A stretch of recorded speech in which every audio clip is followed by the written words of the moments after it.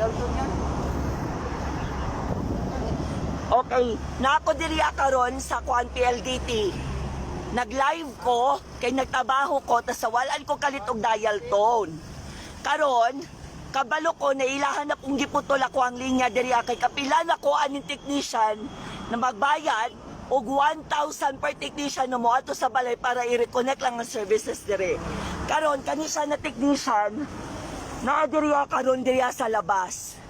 Kanisa na diri sa PLDT. Guys, kaupat na ko na putlan. So 4,000 na ko ang nabayad ani sa ilaha para lang dili na ko moadto dito sa ilahang opisina. Astang inita. Asta jong inita guys. Karon diri kani mao ni plate number. Kani mao ni plate number sa PLDT.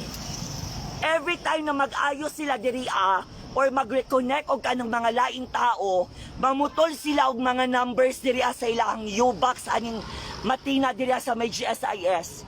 Now I am living there on that other part of the apartment just to make sure na naa sila diri karon og nasakpan na jud nako. Mao jud ay nilahang modus kani mga contractor sa PLDT. Listen guys, listen to me carefully, people. If kamo maputlan mo og kanang connection sa internet at tuada yun ninyo ang service box sa PLDT, kay namunit na sila dira og mga number. Usually ilang ginaputol kay ang copper line. My God, 4,000 na ko ang nagastos ani sa ilaha.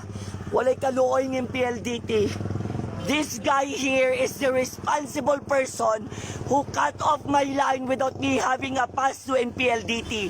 I am working for Alorica and suddenly my calls drop off because of this person. Kani ang nagputol sa kong linya. No other will be able to do that because this person here is responsible for everything.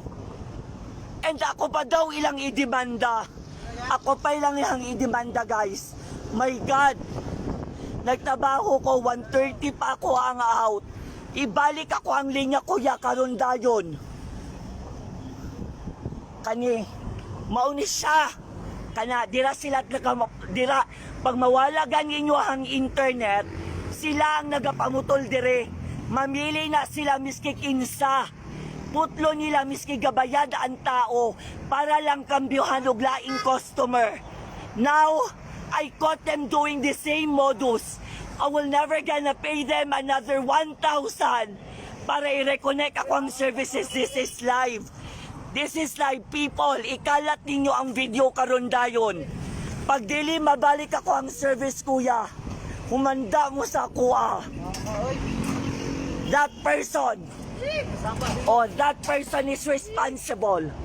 Kana, modus sa PLDT dagan. Pag di lagi mabalik akong services. Kana, dagan.